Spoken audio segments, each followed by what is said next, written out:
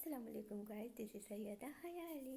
जैसा कि आप लोग जानते हैं, हम लोग रोज़ाना अच्छे अच्छे से जॉब शेयर कर रहे होते हैं और पोइट्री भी शेयर करते हैं।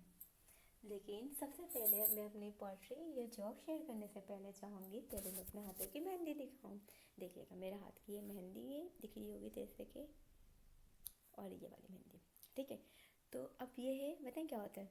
मेरे पास मेहंदी रखी हुई हो और मैं बैठी हुई हूँ, तो मुझे ये होता है, मैं उठाती हूँ मेहंदी। उठाने के बाद ना मोबाइल से कोई अच्छा सा डिज़ाइन देखा और उसके ऊपर अपना हाथ पे लगाना शुरू कर देती हूँ। मुझे ज़्यादा हाथ ना, मतलब फ्रंट हाथ पे ना छोटी छोटी सी मेहंदी पसंद है, कि मतलब छोटे छोटे से डिज़ाइंस वाली मैं मेहंदी लगाऊँ। लेकिन मसला कुछ यूँ संगीन सा है कि ना अब मुझे पीछे वाली भी जो मेहंदी पसंद आ जाती है उसकी मैं प्रैक्टिस करने लग जाती हूँ। प्रैक्टिस मतलब जैसे कि मेरी मेहंदी की स्पीड अप हो जाए तो मैं क्या करती हूँ, पीछे वाला डिज़ाइन आगे वाले हाथ पे लगा कर प्रैक्टिस कर लेती हूँ। अच्छा जी, जैसे कि आप लोग जानते हैं, तो हम लोग फिर क्या करते हैं, प्रैक्टिस कर लेती हूँ और फिर उसके बाद क्या करते हैं, प्रैक्टिस करने के बाद फिर मैं क्या करती हूँ, हाँ अच्छा अच्छा, कुछ कुछ लोग ये होते हैं जिन्हें ना मेहंदी लगाते हैं उनको नींद आना शुरू हो जाती है। लेकिन मेरे साथ क्या होता है, जब मेरे को मेहंदी लगा रहा होता है ना, तो मैं देखती हूँ यार ये डिज़ाइन कैसे बना रही है, ये डिज़ाइन कैसे बना रही है। फिर मैं देख लेती हूँ, अच्छा ये ऐसे बना रही है, तो फिर मैं बोलती हूँ यार ये तो डिज़ाइन इतना आसान था, ये तो मैं भी कर सकती हूँ। तो उससे क्या हो जाता है, एक लर्निंग हो जाती है कि आप नए नए डिज़ाइन बनाना सीख जाते हो। तो फिर अच्छा ये वाली चीज़ हो गई। अच्छा ऐसे पार्लर्स में भी ना ये होता है, फेशियल करवाने जाते हैं ना तो ज़्यादातर लोग ना सो जाते हैं कि उनको थोड़ा सा रेस्ट मिल जाए, तो वो लोग क्या करते हैं, सो जाते हैं। तो अब मैं क्या कर रही होती हूँ, मैं फेशियल करवाने जाती हूँ या पार्लर जाती हूँ, वैसे मैं बहुत कम जाती हूँ सालों वगैरह में। तो मैं क्या करती हूँ, तो मैं ये करती हूँ, मैं देखती हूँ ये लोग कौन कौन से प्रोडक्ट लगा रहे हैं। प्रोडक्ट लगाने के बाद ये हाथ कैसे चला। हाँ, तो फिर उसके बाद क्या होता है, कुछ कुछ अब जैसे पार्लर में जाते हैं ना, कुछ कुछ लोग होते हैं मज़े से जाके लेट जाते हैं, वैसे होना भी चाहिए, पैसे दे रहे थोड़ा सा सुकून तो मिल जाना चाहिए। तो आप लोग भी ये करा करें, पार्लर जब जाया करें फेशियल करवाने के लिए थोड़ा सा रेस्ट कर लिया करें, क्योंकि बहुत सारी हमारी ख़वातीन होती हैं, वो घर के काम में बच्चों में इतना ज़्यादा बिजी होती है, उनको अपने लिए टाइम ही नहीं मिलता। तो बेस्ट ये आप फेशियल करवाएं, फेशियल करवाने के बाद थोड़ा सा सो जाए, से सुकून मिल जाता है।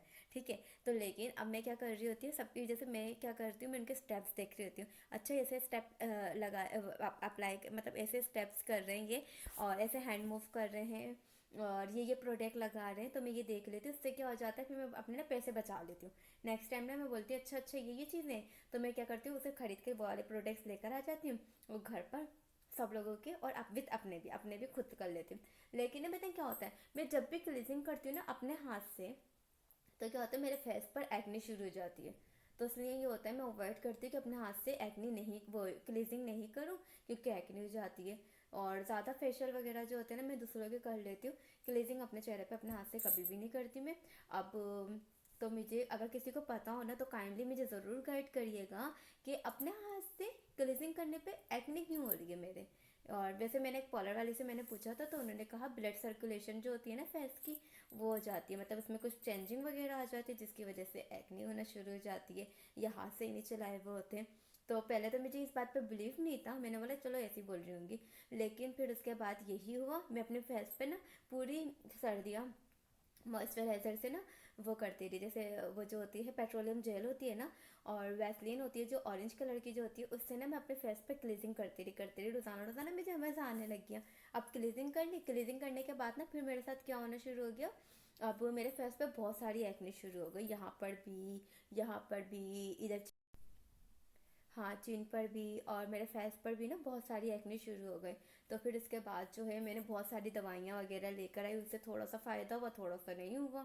यही होता है। और आप लोगों को तो मालूम होगा ना कि स्किन के प्रोडक्ट्स, मतलब इतनी जो भी वो दवाई लिख कर देते हैं, उसके साथ जो क्रीम क्लेंजर वगैरह लगा कर देते हैं, जो डर्मोलॉजिस्ट होते हैं ना, उनकी एक तो खुद की फीस बहुत ज़्यादा होती है, और ऊपर से क्या होता है, ऊपर से ना उनकी वो भी बहुत ज़्यादा हो जाती है। क्या होता है, उनके जो भी क्रीम के प्रोडक्ट लिख कर देते हैं ना, वो भी अच्छे खासे अमाउंट के होते हैं। देखिए मैं आपको बताती हूँ, बिल्कुल रियल। एक डॉक्टर है, हॉस्पिटल का नाम नहीं ले रही, गई वहाँ पे, उन्होंने मुझे चेक कर लिया, बिल्कुल फ्री, गवर्नमेंट हॉस्पिटल है।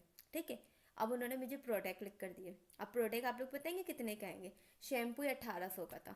तो मतलब पूरा प्रोडक्ट में जितने भी मेरे पैसे इन्वेस्ट हुए थे 5000 रुपये की सारी चीज़ें आई थी। और पर शैम्पू नहाने जाने से पहले लगाना है, नहाने जाने के बाद आना है, ये वाली मॉइस्चर सोते वक्त लगाना है, ये सोकर उठने के बाद लगाना है, ये वाला सन ब्लॉक बाहर जाते वक्त लगाना है, ये वाला सन ब्लॉक जब घर में हो जब लगाना है। इतना अजाब, एक तो उससे मुझे करना ही नहीं आ रहा था। तो फिर उसके बाद जो है, लेकिन फिर मैंने ये ठान लिया कि मतलब बंदा मतलब थोड़ी सी सेल्फ केयर कर ले, और इतनी महंगी महंगी दवाओं से ज़्यादा। अच्छा फिर बताएं मेरी एक्ने ठीक कैसे हुई? फिर मुझे पार्लर वाले की ना वही बात याद आई कि तुमने ना अपने फेस से कर रहे हैं ना, तो जब भी तुम्हारा स्किन टोन भी कलर चेंज हो रहा है, मतलब इस चिक का कलर चेंज है, चिन का कलर चेंज हो रहा है, और एक्ने हो रही है। तो फिर मैं उनके पास गई, मेरा ना देखें ये ना मेरे साथ ये हो गया है, अपने आप क्या करें, कह रहे क्लीजिंग किससे करवाया? मैं तो खुद ही कर रही थी। फिर मैं क्यों किसी का झूठा नाम लूँ? तो मैंने कहा मैं तो क्लीजिंग ना खुद ही कर रही थी। तो उन्होंने बोला लो, लोग दूसरों के ऊपर ट्राई करते, तुम एक अजीब भी हो, तुम अपने ऊपर ही ट्राई करना शुरू हो गई। फिर उसके बाद बहरहाल ये हुआ, उन्होंने मेरे क्लीजिंग करी, तो मेरे स्किन टोन भी इक्वल हो गया, मतलब वही चिक का कलर है, वही हमारी चीन का कलर है, वो भी मेरा बिल्कुल इक्वल। हाँ तो फिर क्या हुआ, फिर मेरे फेस पर जितनी भी एक्नी थी वो भी ख़त्म हो गई ना। फिर उसके बाद अल्लाह का शुक्र है मुझे कोई भी मेडिसन या कोई भी चीज़ फेस पे लगाने की ज़रूरत नहीं पड़ी। फिर इसके बाद बिल्कुल ठीक हो गई। उनकी एक बेटी है बहुत प्यारी सी, उसकी कलर ढाई से, अल्लाह ताला उसके नसीब अच्छे कर रहे हैं, उसको बहुत खुश रखे, और उसके फादर मदर को भी, क्योंकि उनकी वजह से मेरी स्किन सही हो गई। मुझे तो बहुत ज़्यादा वो हो जाता है, कुछ कुछ होना शुरू हो जाता है तो मेरे फेस को कुछ हो रहा होता है ना। वैसे सब लोग ही केयर कर रहे होते हैं, लेकिन ये अच्छा बताएं क्या होता है। मैं ना वहाँ से वहाँ का फेशियल करवाएं आप। कहाँ का? महारोज का। उफ, पैसे तो ज़्यादा होते हैं उनके, लेकिन पैसे वसूल जाते हैं, लेकिन पैसे बहुत ज़्यादा ही, इतने तो भाई इतने तो जल्दी जल्दी नहीं करवा सकते ना। तो कोई बंदा साल 2 साल में ही करवा सकता है, लेकिन उनका फेशियल बहुत मज़े का होता है। लेकिन उनका फेशियल नॉर्मल फेशियल है ना 3500 रुपये से स्टार्ट होता है। तो करवाना हो तो फिर आप लोग वहाँ से करवा सकते हैं। और अगर नहीं करवाना हो सकता, मतलब इतने पैसे नहीं हो, तो फिर एक अच्छी सी, अगर आप लोग मेरे पास होते या मतलब कोई लेडीज़ मेरे करीबी हो रहने वाली होती, तो मैं क्या करती, उन्हें मैं फ्री में कर देती। और ना लेकिन ये है लेकिन अब आप लोग दूर दूर रहते, तो आप लोगों की जगह भी अच्छे अच्छे से और भी फेशियल्स वाले होंगे, और मुझसे ज़्यादा अच्छे लोग होंगे, आप लोग उनसे भी करवा सकते हैं। मतलब अगर आप किसी से कुछ करवा रहे हैं तो आप उनका भी कुछ रिटर्न में काम कर दीजिएगा। तो मतलब ये क्या हो जाएगा, किसी का एहसान भी नहीं लेंगे आप लोग। चले अब हम लोग आते हैं अपने पोइट्रीज़ की तरफ। पोइट्री क्या था, एक हमारा मतलब आज का जो पोइट्री है, जो रखा था मैंने, पोइट्री देखे। ठोकर ना मार मुझे, पत्थर नहीं हूँ मैं। ठोकर ना मार मुझे, पत्थर नहीं हूँ मैं। हैरत से ना देख कोई मंजर नहीं हूँ मैं। हैरत से ना देख कोई मंजर नहीं हूँ मैं। तेरी नज़र में मेरी कदर कुछ भी नहीं ना। तेरी नज़र में मेरी कदर कुछ भी नहीं ना। मेरी कदर उनसे पूछ जिन्हें मुयस्सर नहीं हूँ मैं। कैसा लगा आप लोगों को जोक? अच्छा अब दूसरा वाला देखें।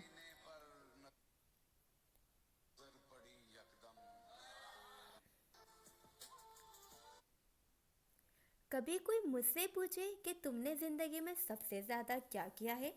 कभी कोई मुझसे पूछे कि तुमने ज़िंदगी में सबसे ज़्यादा क्या किया है, तो मैं बगैर रुके कहूँगी इंतज़ार। कभी किसी अच्छे लम्हे के ठहर जाने का, कभी किसी दुआ की कबूलियत का, और कभी किसी बहुत अपने के लौट आने का। अच्छा जी, अब एक और अच्छी सी पोइट्री करते।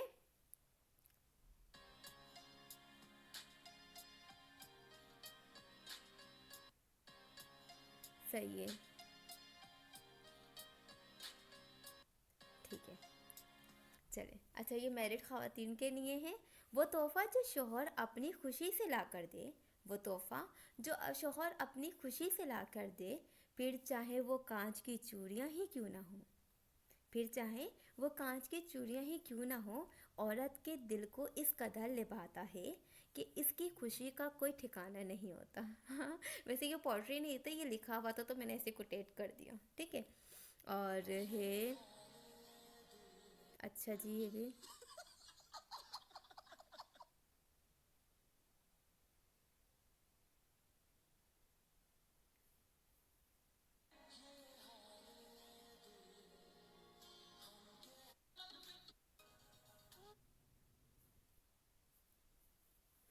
अच्छा जी गाइस, अब आप लोगों ने भी मुझे अच्छी अच्छी सी पॉटरी शेयर करनी है। बहुत सारी दुआएं। अच्छा तो अच्छा अच्छा तो मतलब क्या बोलूँ लोग। अच्छा तो दोस्तों ठीक है, आप लोग भी अपना बहुत सारा ख्याल रखिएगा, अपनी दुआओं में मुझे याद रखिएगा। इंशाल्लाह इंशाल्लाह इंशाल्लाह मैं भी आप लोगों को अपनी दुआओं में याद रखूँगी और अपना ख्याल भी रखूँगी। और आप लोग भी अपना ख्याल रखिएगा, और जो भी टेंशन है उसे भूल जाएं, खुद पर फोकस करें। जो है अभी जिए, और जो पास में था वो चले गया। कोई हमें इग्नोर कर रहा, कोई हमें तंग कर रहा, हम भी भाई किसी से कम नहीं। खुद पे फोकस रखें। अल्लाह हाफिज़, टेक केयर, बाय बाय।